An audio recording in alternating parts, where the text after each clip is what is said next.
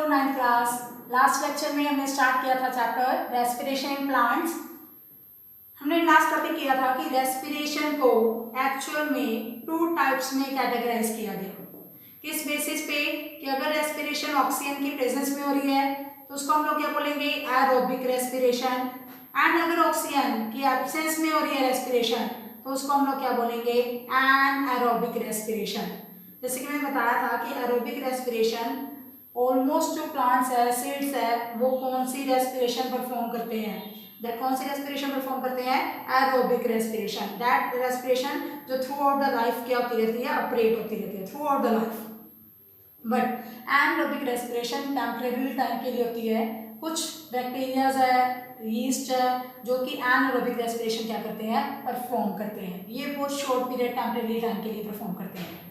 तो अभी जैसे बात कर रहे हैं एरोबिक रेस्पिरेशन की, अगर रिमेंबर हो मैंने ये रिएक्शन बताई थी कि इसमें ग्लूकोज को with the help of oxygen क्या करेंगे, ब्रेक करेंगे, क्या प्रोड्यूस करेंगे, CO2, water and energy in the form of heat, some heat and also in the form of chemical energy which is ATP। तो अभी अपना इसी के बेस पे नेक्स्ट टॉपिक क्या है, रेस्पिरेशन इन प्लांट्स है जो भी हो रही है, इसके बेस पे हम लोग वेरियस एक्सपेरिमेंट्स स्टडी करने वाले हैं। तो दैट एक्सपेरिमेंट्स कौन कौन सा स्टडी करेंगे, जैसे कि एक्सपेरिमेंट ये स्टडी करेंगे कि प्लांट्स जब भी और रेस्पिरेशन करेंगे तो कौन सी गैस यूज़ करेंगे, ऑक्सीजन गैस क्या करेंगे, यूज़ करेंगे। सेकेंड हम लोग ये एक्सपेरिमेंट कंडक्ट करने वाले हैं, इसके बारे में जैसे स्टडी करेंगे कि प्लांट सीड्स वगैरह, प्लांट्स वगैरह जब भी रेस्पिरेशन करते हैं तो CO2 गैस क्या करते हैं, रिलीज करते हैं। थर्ड इस चीज़ पे स्टडी करेंगे कि जब भी वो रेस्पिरेशन करेंगे तो कौन सी एनर्जी रिलीज करेंगे, हीट एनर्जी रिलीज करेंगे। एंड फोर्थ जो एक्सपेरिमेंट है ना वो अपना एनारोबिक रेस्पिरेशन के बेस पे है, और जैसे आएगा उसके बारे में बताऊंगी। ये एनारोबिक रेस्पिरेशन के बेस पे है, बट जनरली अपने एक्सपेरिमेंट्स है ऑक्सीजन रिलीज के बेस पे, CO2 रिलीज के बेस पे एंड हीट रिलीज के बेस पे। जैसे कि मैंने एक्सपेरिमेंट का सेटअप शो किया है। ये एक्सपेरिमेंट में हम लोग ये स्टडी करेंगे कि प्लांट्स जब भी रेस्पिरेशन करेंगे या सीड्स जब भी रेस्पिरेशन करेंगे, जर्मिनेटिंग सीड्स क्या होते हैं, जो सीड्स एम्ब्रियो से ग्रो करके आगे प्लांट्स क्या करते हैं, परफॉर्म करते हैं, मतलब सीडलिंग की फॉर्म में डेवलप हो जाते हैं, प्लांट्स वगैरह फॉर्म करते हैं, तो उन लोग को उनको क्या बोलते हैं, जर्मिनेटिंग सीड्स। यानी जर्मिनेटिंग सीड्स है चाहे प्लांट्स है, जब भी रेस्पिरेशन करेंगे तो कौन सी गैस यूज करेंगे, ऑक्सीजन गैस यूज करेंगे। दैट मैंने एक्सपेरिमेंटल सेटअप जैसे शो किया इसका। मैंने दोनों साइड जैसे फ्लास्क ले ली, इसका रीजन मैं बाद में बताने वाली हूँ कि मैं 2 फ्लास्क की क्यों लेके चली हूँ।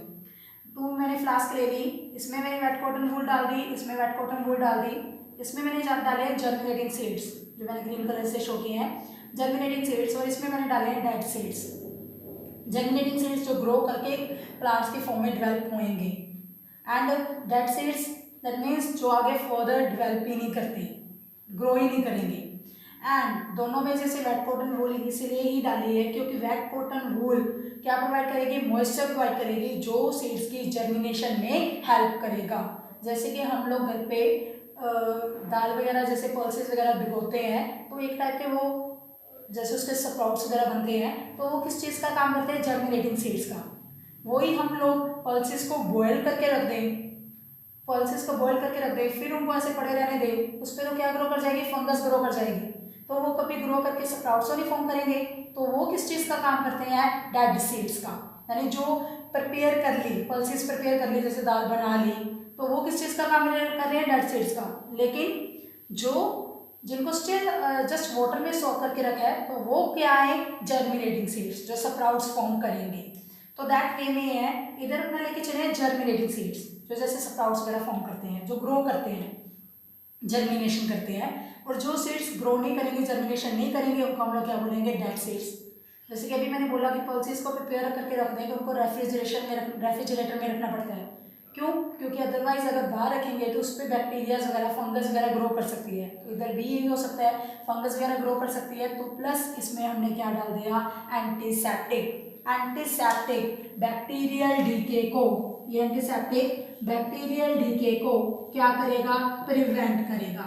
It will prevent bacterial decay, यानी बैक्टीरिया को यहाँ पे ग्रो नहीं करने देगा, एंटीसेप्टिक। और कौन सा एंटीसेप्टिक हम लोग यहाँ पे यूज कर सकते हैं, यहाँ पे 2 टाइप के एंटीसेप्टिक्स यूज करते हैं। जहाँ तो यूज कर लेते हैं कार्बोलिक एसिड, ये एंटीसेप्टिक यूज कर लेते हैं। जहाँ इसमें कौन सा यूज कर सकते हैं, foamic acid, dilute formalin, dilute formalin, या तो डाइल्यूट फॉर्मलिन यूज कर सकते हैं, या क्या यूज कर सकते हैं, एंटीसेप्टिक कौन सा, कार्बोलिक एसिड, जो कि बैक्टीरियल डीके को क्या करेंगे, प्रिवेंट करेगा। सेम कंडीशंस दी है almost. Wet cotton wool, wet cotton wool, तुम लोगों को बोलोगे कि इधर कॉटन वूल लेने की जरूरत ही क्या थी, जर्मिनेशन अगर होएगी नहीं, बट उधर इसलिए ली है कि जो कंडीशंस इधर है वही सेम कंडीशंस हम लोग उधर प्रोवाइड करने वाले हैं। जर्मिनेटिंग सीड्स, इधर ले लिए डेड सीड्स। थर्ड वन हमने इसमें क्या इंसर्ट करके टेस्ट ट्यूब, टेस्ट ट्यूब में जैसे मैंने शो किया, इसमें क्या है, ये सोडा लाइम है। सोडा लाइम क्या चीज़ है, अभी सोडा लाइम एक्चुअल में क्या है, ये मिक्सचर है किस चीज़ का, कैल्शियम हाइड्रोक्साइड का, फॉर्मूले से क्लियर हो जाएगा, कैल्शियम हाइड्रोक्साइड का प्लस सोडियम हाइड्रोक्साइड का। Sodium hydroxide and calcium hydroxide के मिक्सचर को हम लोग क्या बोलते हैं, सोडा लाइम। वैसे अगर मैं इसका फॉर्मूला बताऊं ज़्यादा डिटेल में हो जाएगा, तो मैं करने की जरूरत ही नहीं है, वैसे मैंने लिख दिया क्योंकि कईयों के माइंड में क्रिएट होएगा कि इसका पता नहीं क्या फॉर्मूला आएगा, तो तुम लोग करो ना करो तुम्हारी मर्जी है। बट सोडा लाइम क्या है, calcium hydroxide and sodium hydroxide का क्या है, मिक्सचर है। और सोडा लाइम यहाँ पे डालने का मेन मोटिव क्या है, तो सोडा लाइम डालने का मोटिव क्या है, एक्चुअल में सोडा लाइम जो भी एयर में कार्बन डाइऑक्साइड प्रेजेंट होती है उसको क्या कर लेता है, एब्जॉर्ब करने का काम करता है, एयर में से CO2 को रिमूव करने का काम करता है। दैट मीन्स जो भी इनकमिंग एयर में, जो भी यहाँ पे प्रेजेंट एयर है उसमें जो भी CO2 होएगी उसको वो क्या कर लेगा, एब्जॉर्ब कर लेगा। ये मेन इसका फंक्शन है। ये जो टॉपिक बता रहे हो एक एक के बारे में ये ध्यान से सुनना है, इसके बेस पे most of the time questions आते हैं कि what is the function of soda lime, कौन सा एंटीसेप्टिक तुम लोग डालने वाले हो, एंटीसेप्टिक डाल ही क्यों रहे हो, क्यों डाल रहे हो, प्रिवेंट बैक्टीरियल डीके, कौन सा डाल रहे हो, कार्बोलिक एसिड या dilute formalin. And soda lime का यहाँ पे फंक्शन क्या है, यहाँ पे जो भी प्रेजेंट एयर है उसमें से CO2 को ये क्या कर लेगा, एब्सॉर्ब कर लेगा। तो हमने क्या किया, फ्लास्क ले ली, कंडीशंस जो भी जैसे मैंने बता दिया, germinating seeds, dead seeds, wet cotton wool plus क्या डाल दिया, एंटीसेप्टिक। सोडा लाइम ने दोनों से क्या कर लिया, CO2 को एब्जॉर्ब करवा लिया, एंड देन इसमें कॉर्क वगैरह लगा के इसको फिट करके एज इट इज हमने रख दिया। कुछ देर बाद, जैसे कुछ टाइम बाद हमने क्या ऑब्जर्व किया, फिर इस कुछ टाइम बाद इसकी स्टडी की, हमने क्या किया, दोनों में बर्निंग मैस्टिक को ले गए, दोनों में बर्निंग मैस्टिक ले गए। जैसे मैं इसमें बर्निंग मैस्टिक लेके गई, फर्स्ट वाले अपरेटस में जैसे हम लोग बर्निंग मैस्टिक लेके गए, इसमें बर्निंग जो मैस्टिक लेके गए साथ की साथ क्या कर गई, एक्सटिंग्विश हो गई, बुझ गई साथ के साथ। इसमें जैसे बर्निंग मैस्टिक लेके गए वो कुछ देर तक क्या करती रही, बर्न करती रही, एंड आफ्टर दैट, पहले तो बर्न करती रही, फिर वो क्या कर दी, एक्सटिंग्विश हो गई। पहले बर्न कर दिया, फिर एक्सटिंग्विश हो गई, और इसमें साथ के साथ ही बुझ गई, वो एक्सटिंग्विश हो गई। क्या इससे क्लियर हुआ, इससे ये क्लियर हुआ कि जो CO2 थी उसको तो ऑलरेडी सोडा लाइम ने क्या कर लिया, एब्जॉर्ब कर लिया, और जो ऑक्सीजन प्रेजेंट थी उसको इधर जर्मिनेटिंग सीड्स जो कि जर्मिनेशन करते हैं, जर्मिनेटिंग सीड्स हैं, जर्मिनेशन करेंगे तो उनमें रेस्पिरेशन तो होएगी, क्योंकि जर्मिनेशन करने के लिए क्या चाहिए, एनर्जी के लिए फूड को क्या करना पड़ेगा, ब्रेक करना पड़ेगा, दैट मीन्स रेस्पिरेशन परफॉर्म करनी पड़ेगी। यानी जर्मिनेटिंग सीड्स ने क्या परफॉर्म की, रेस्पिरेशन में ऑक्सीजन को खुद उन्होंने क्या कर लिया, यूज कर लिया। अगर यहाँ पे कोई ऑक्सीजन ही नहीं रही तो जैसे ही उसमें बर्निंग मैस्टिक लेके गए, हम लोग बर्निंग मैस्टिक लेके गए, वो साथ के साथ बुझ गई, क्योंकि बर्निंग मैस्टिक को बर्न करने के लिए क्या चाहिए, ऑक्सीजन, और यहाँ पे कोई भी ऑक्सीजन नहीं है, क्योंकि सारी की सारी ऑक्सीजन जर्मिनेटिंग सीड्स क्या कर चुके हैं, यूज कर चुके हैं। तो इससे क्लियर हुआ कि जब भी प्लांट्स रेस्पिरेशन, सीड से रेस्पिरेशन करेंगे तो वो क्या यूज करेंगे, ऑक्सीजन यूज करेंगे। और दूसरी साइड वो कुछ देर तक बर्न करती रही, बाद में एक्सटिंग्विश हुई। इससे क्लियर हुआ कि डेड सीड्स एक्चुअल में क्या नहीं करते, रेस्पिरेशन ही नहीं करते। डेड सीड्स अगर रेस्पिरेशन नहीं कर रहे तो कोई ऑक्सीजन यहाँ पे यूज नहीं हो रही, तो इट मीन्स यहाँ पे ऑक्सीजन क्या है, प्रेजेंट है। अगर ऑक्सीजन प्रेजेंट होएगी, इसी कारण मैस्टिक क्या करती रही, बर्न करती रही, लेकिन एक टाइम ऐसा आया जब मैस्टिक ने सारी ऑक्सीजन को क्या कर लिया, यूज कर लिया, फिर यहाँ पे कोई ऑक्सीजन नहीं बची, तो दैट केस में वो क्या कर गई, बुझ गई। यानी सिर्फ जर्मिनेटिंग सीड्स रेस्पिरेशन करते वक्त ऑक्सीजन गैस यूज कर रहे हैं, डेड सीड्स रेस्पिरेशन नहीं कर रहे, सो कोई ऑक्सीजन गैस यूज नहीं हो रही। अभी सेकेंड इस चीज में क्या होता है, इधर क्या चीज मैंने जैसे तुम्हें पहले बोला था कि मैंने दो सेटअप ही क्यों लिए, सिंगल सेटअप लेके मैंने एक्सपेरिमेंट एक्सप्लेन क्यों नहीं कर दिया। मैं एक सेटअप लेके चल जाती, ऑक्सीजन बड़ी में एसिड यहाँ पे एस्टिंग्विश होगी तो मैं प्रूव कर देती कि सारी ऑक्सीजन किसने यूज कर ली, जर्मिनेटिंग सीड्स ने। सिंगल एक्सपेरिमेंट से कभी भी हम लोग अपने रिजल्ट को प्रूव नहीं करते, हम लोग उसके लिए ऑलवेज दो सेटअप लेके चलते हैं। एक सेटअप होता है एक्सपेरिमेंटल सेटअप और एक सेटअप होता है कंट्रोल सेटअप। जैसे कि इस क्वेश्चन में है, फर्स्ट वाला मेरा एक्सपेरिमेंटल सेटअप है, सेकंड क्या है, कंट्रोल सेटअप है। एक्सपेरिमेंटल सेटअप से ये होता है जो अपना रिजल्ट क्लियर करता है, लेकिन उसको कंपैरिजन करने के लिए एक अपना सेकंड सेटअप करना पड़ता है, उसमें कोई ना कोई कंडीशन चेंज करनी पड़ती है ताकि उससे कंपेयर करके हम लोग अपने एक्सपेरिमेंटल रिजल्ट से सेटअप से स्टडी को क्या कर सके, क्लियर कर सके, रिजल्ट को क्लियर कर सके। जैसे कि इधर किया, सोडा लाइम लिया, सोडा लाइम लिया, वेट कॉटन वूल ली, वेट कॉटन वूल ली, एंड सब तो बैक्टीरियल डीके के लिए ना जर्मिनेटिंग सीड्स लिए, सीड्स लिए, बट इधर जर्मिनेटिंग ले लिए, इधर क्या ले लिए, डेड ले लिए। जैसे फ्लास्क इधर ली उधर ली, इसका मतलब क्या हुआ कि ये नहीं कोई फ्लास्क वगैरह ऑक्सीजन खा रही है, नहीं, ऑक्सीजन फ्लास्क इधर ऑक्सीजन खा यूज कर रही थी तो फ्लास्क इधर भी यूज करती, यानी फ्लास्क वगैरह कोई ऑक्सीजन यूज कर रही, सिर्फ ऑक्सीजन कौन यूज कर रहे हैं, जर्मिनेटिंग सीड्स, इधर नहीं है तो यूज नहीं हुए। यानी सिर्फ जर्मिनेटिंग सीड्स ही ड्यूरिंग रेस्पिरेशन ऑक्सीजन गैस को क्या करते हैं, यूज करते हैं। Main experimental setup and control setup में डिफरेंस क्या है, एक्सपेरिमेंटल सेटअप में सारी कंडीशंस फुल होती हैं, कंप्लीट सारा सेटअप लेके चलते हैं, लेकिन कंट्रोल सेटअप में कोई ना कोई कंडीशन क्या कर देते हैं, मिस कर देते हैं, कंडीशन चेंज कर देते हैं, जिससे एक्सपेरिमेंटल सेटअप को कंट्रोल सेटअप से कंपेयर करके एक्सप्लेन करना क्या रहता है, ईजी हो जाता है। एंड इसमें एक चीज़ तुमने और देखा होगा कि मैंने जो ये बिकर शो किया है, इसका मैंने यहाँ पे सेटअप में कुछ एक्सप्लेन भी नहीं किया रोल। और एक चीज़ और भी नोट करो कि इस बिकर में मैंने इनमें दोनों में पाइप जैसे कनेक्ट करके डिलीवरी ट्यूब कनेक्ट कर रखी है, यहाँ पे बिकर में वाटर का लेवल राइज अप किया, शो किया मैंने, बिकर में जो भी सोल्यूशन है उसका लेवल राइज अप किया, शो किया, और इसमें कुछ भी चेंज नहीं दिखाया। इसके बेस पे भी क्वेश्चन आते हैं वैसे कि फर्स्ट वाली टेस्टिंग में वाटर राइज क्यों कर गया, जैसे कलर वाटर मैंने इसमें लिया तो कलर वाटर इसमें राइज कर गया, इसमें कोई राइज नहीं किया, तो क्या इसका रीज़न क्या है, एक्चुअल में इसका रीज़न क्या है कि फर्स्ट वाली फ्लास्क है जैसे उसमें क्या हुआ, उसमें वाटर राइज क्यों कर रहा है, क्योंकि फर्स्ट वाली फ्लास्क में जो CO2 थी उसको तो किसने एब्जॉर्ब कर लिया, सोडा लाइम ने, और ऑक्सीजन को किसने यूज कर लिया, जर्मिनेटिंग सीड्स ने।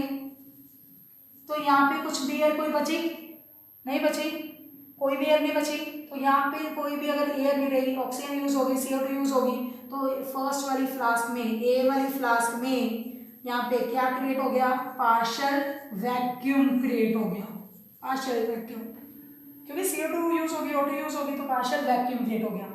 और जैसे ही इसमें वैक्यूम क्रिएट हुआ, वैक्यूम क्रिएट होने की वजह से यहाँ पे प्रेशर क्या हो गया, लो, बट इधर लिक्विड पे कौन सा प्रेशर लग रहा है, एटमॉस्फेरिक प्रेशर, जो कि क्या है, हाई। यहाँ पे एटमॉस्फेरिक प्रेशर हाई है, बट यहाँ पे प्रेशर क्या है, लो। ऑलवेज मूवमेंट कैसे होती है, हाई टू लो, जिसके कारण वाटर ऊपर को क्या करने लग गया, राइज अप करने लग गया।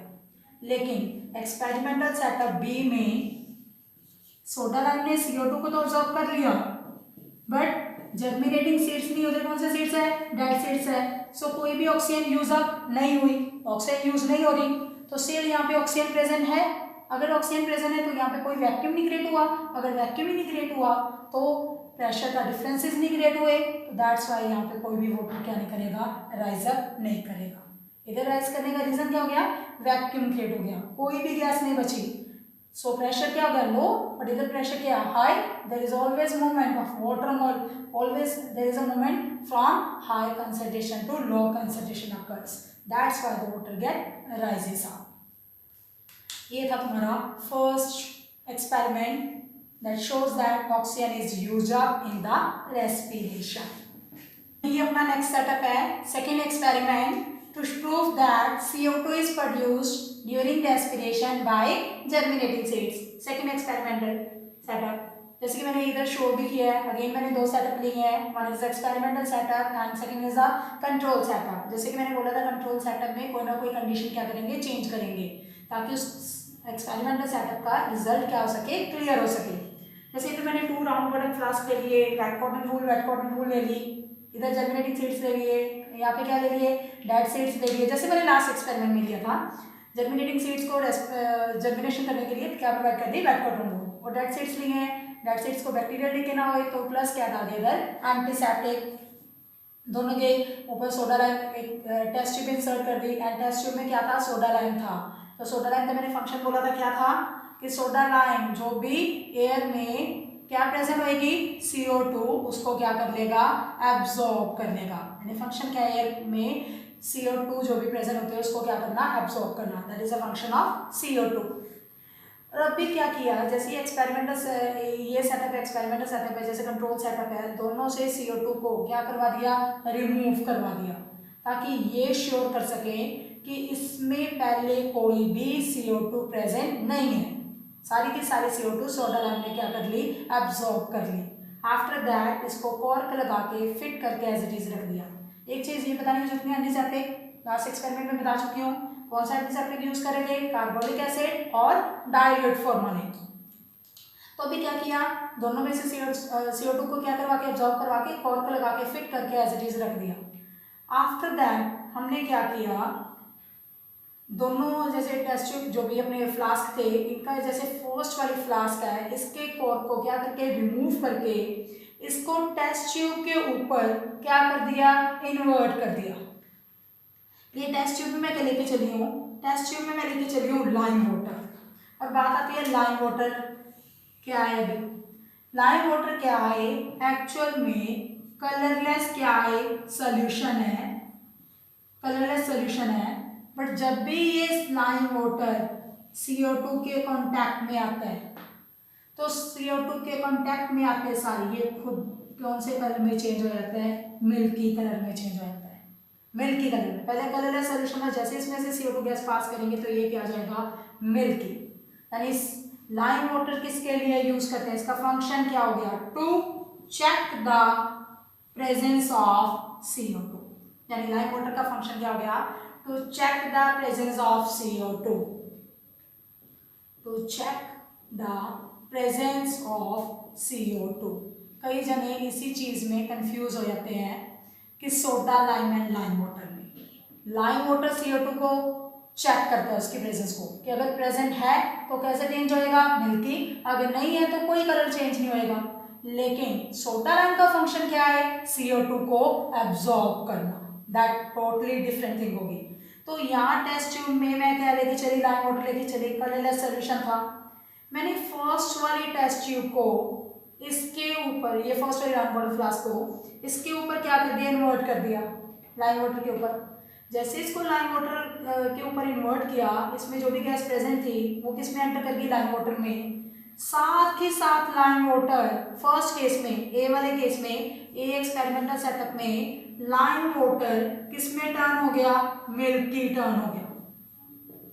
और बी के केस में लाइम वाटर, फिर बी वाली फ्लास्क एक अनदर टेस्ट ट्यूब ली, उसमें लाइम वाटर लिया, बी वाली फ्लास्क को भी उसके ऊपर इन्वर्ट किया, तो इसमें देखा कि लाइम वाटर किसमें मिल्की क्या नहीं हुआ, टर्न नहीं हुआ, does not turn milky. First case में मिल्कीनेस दिखी, सेकंड केस में कोई नहीं दिख रही, तो ये श्योर हो गया कि इसके केस में CO2 रिलीज हुई है, फर्स्ट वाले केस में, सेकंड के केस में कोई CO2 रिलीज नहीं हुई। फर्स्ट के केस में CO2 रिलीज हुई है, सेकंड में नहीं हुई, हमने तो ऑलरेडी जो इसमें CO2 प्रेजेंट थे उसको रिमूव करवा दिया था। तो ये CO2 आई कहाँ से, यानी ये CO2 किसने प्रोड्यूस की है, जर्मिनेटिंग सीड्स ने ड्यूरिंग रेस्पिरेशन। यानी जर्मिनेटिंग सीड्स जब भी रेस्पिरेशन करेंगे CO2 प्रोड्यूस करेंगे। यहाँ पे कोई जर्मिनेशन नहीं हो रही क्योंकि डेड सीड्स है, बोल्ड है, जर्मिनेशन नहीं होगी तो रेस्पिरेशन नहीं होगी, रेस्पिरेशन नहीं होगी तो CO2 प्रोड्यूस नहीं होगी। तो ये लाइम वाटर मिल्की टर्न होना श्योर करता है कि यहाँ पे CO2 गैस क्या होती है, प्रोड्यूस होती है। ये था एक्सपेरिमेंटल सेटअप सेकेंड।